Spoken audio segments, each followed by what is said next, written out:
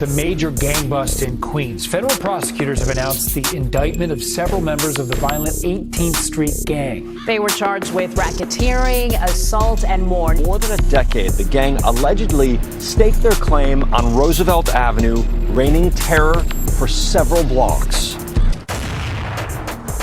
So it looks like 8 members of the notorious 18th Street gang, which is considered one of the biggest and most dangerous gangs in the world. So they were named in a federal indictment that was unsealed this week. And now they got these fools on some big charges. I'm gonna read what it says right here. It says, and now 8 members of the gang's 54 Tiny Locals clique are in custody and facing a racketeering indictment alleging acts including drug and gun trafficking, the production and sale of fake IDs, extortion, and in all but one case an assault. And when you think of 18th Street, you think of LA, El Salvador, right? But this was in New York. According to the feds, they're saying that the 18th Street gang controlled a big part of Queens for over 10 years, where they were making bank, making fake and counterfeit IDs. They also took over a notorious area of Queens called the Market of Sweethearts, where all the ladies of the night, the red light district, if you know what I'm saying, that's where they'd be at. And these fools took over the brothels. They were extorting them allegedly,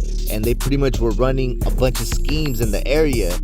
And in one way, they thought they were smart because they were extorting the brothels and the drug dealers because they knew they weren't going to call the cops. But on the other hand, you know that the feds were watching. Make sure you like, share, subscribe. I usually only do shorts, so if you want to see more long form content like this, you got to run up the likes, you got to comment. Let's load up that clip. So let's get back to the story. The 18th Street just took a major hit in New York with over 8 people indicted.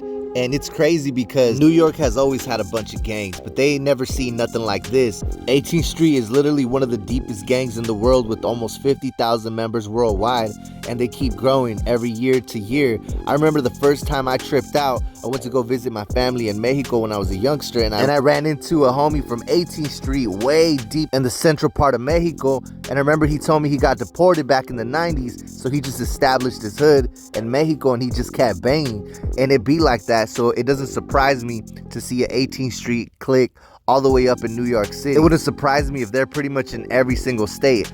And apparently the feds took notice. According to the feds, they're saying that the gang allegedly finances operations through drug dealing and other crimes, including trafficking, fake documents like fake passports, fake permanent residence cards, fake social security cards, driver's license, and even OSHA cards. What would you even need an OSHA card for? These fools are pulling up to the job sites acting like they're OSHA for some money or what?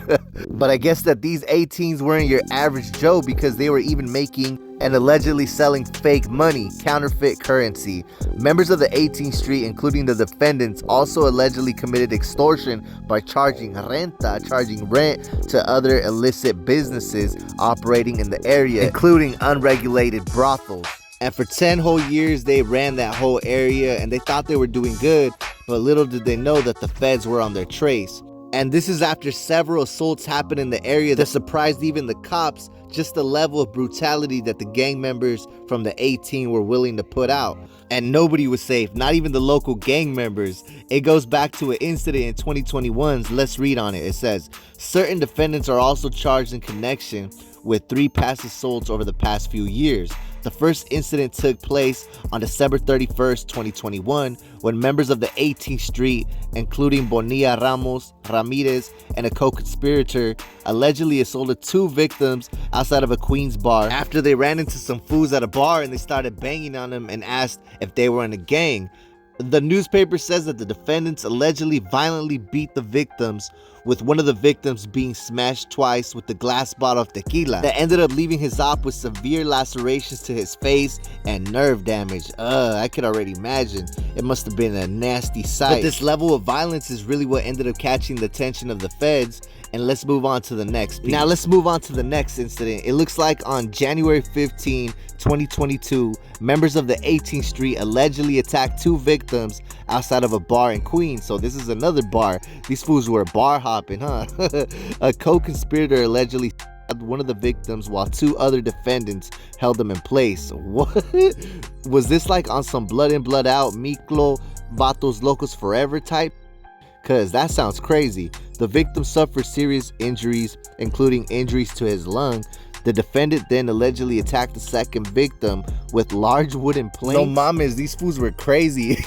They went to Home Depot to get some large wooden planks. Oh yeah, these fools had the local hood scared, man. So these fools were really causing damage. As you can see, they were hitting people with wooden planks. They were holding people down as people were shanking them. Like on some scary movie, Chucky, Friday the 13th type vibes. You could tell these fools were not playing when it comes to their area and their turf. They really were establishing themselves in the neighborhood as one of the gangs to be respected and feared. And just to show everybody the levels that they were willing to take it to. And that leads up to the next incident in 2024. But before we get into that, make sure you hit that like, make sure you share, subscribe, drop a comment down below. Let me know what you think about my new long form video. Now let's get back to the show.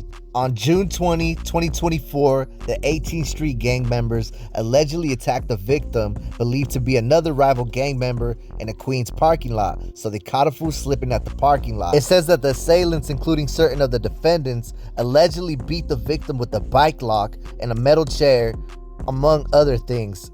So they were hitting this fool with the WWE. What's the one? What was the other one? Oh yeah, ECW. He was hitting these fools with the ECW, hitting them with chairs and tables. And it turned out that all the victims ended up having to go to the hospital. And when you have so many people going to the hospital for gang-related incidents, you know that the feds and the cops and everybody's gonna be watching. New York definitely has a gang unit, so the gang unit was on them.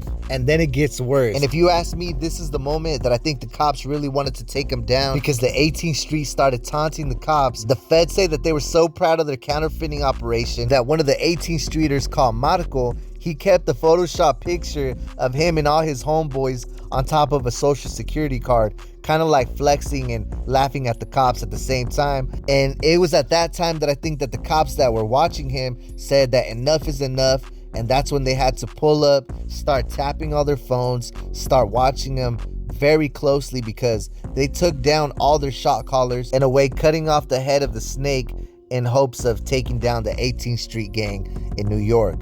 And most of the 18s that they caught in this indictment no tenían papeles, they were not of legal status. So you know when they get sent back to the original home country, they better hope it's not El Salvador, because if so, they're gonna be sent to one of the most dangerous, one of the scariest, one of the most vicious prisons in the entire world. Some people say it's hell on earth for prisoners, and by the looks of these charges, they're not gonna get out anytime soon. If these guys are found guilty, they're gonna serve life in prison. And I don't know if that's gonna be in the US, but I'm pretty sure that they hope it would be in the US, because if they have to go to the one in El Salvador, they're done. That's one of the most anti-gang prisons in the whole world. Let's break it down how they live in there. See, in US prisons, inmates still have some rights. See, there's a big difference. In US prisons, inmates still have some rights. But in the one in El Salvador, it's not about rehab and trying to fix up criminals and trying to make them be better people. It's all about control, it's all about fear, and it's all about punishment at a large scale. First of all, they get no contact with the outside world. There's no phone calls, no visits, not even from family or lawyers. Prisoners have no access to the news or clocks. They don't even know the time or date. That's crazy, bro. I can't even imagine. 2, the extreme control and the surveillance. They got 24/7 surveillance using body scanners, cameras, drones, and much more.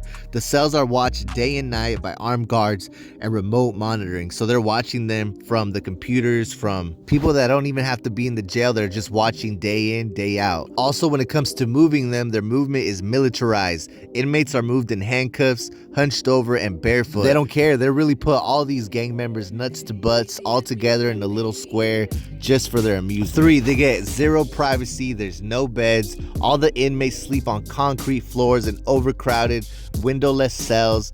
They're given no pillows, no blankets, and no privacy, even to use the restroom. All the toilets are in the open, and they say it's nasty. They don't have janitors in there, so if it gets dirty, it stays dirty. Number 4, the food and the hygiene. All the meals that they get are very minimal, only rice, beans, and water. No meat, no sugar, no soda, no extras. Prisoners eat sitting on the floor, hands behind their back, in silence. Hygiene is minimal. No personal soap, shampoo, even proper medical attention for many of the people that are in there. So at this point, I think they might as well just stay in the United States, because if they get sent back, they're finished. Let me know what you guys think about this situation. If you enjoyed this video and you want to see me do more type of long form content, run up the likes, hit that share and subscribe. I appreciate you. If you watch to the end, you the real MVP. I'm gonna keep you guys updated. Comment down below what should be my next video. What do you guys want to see me make a documentary on or a little quick spill on? Comment down below and let's load up that clip.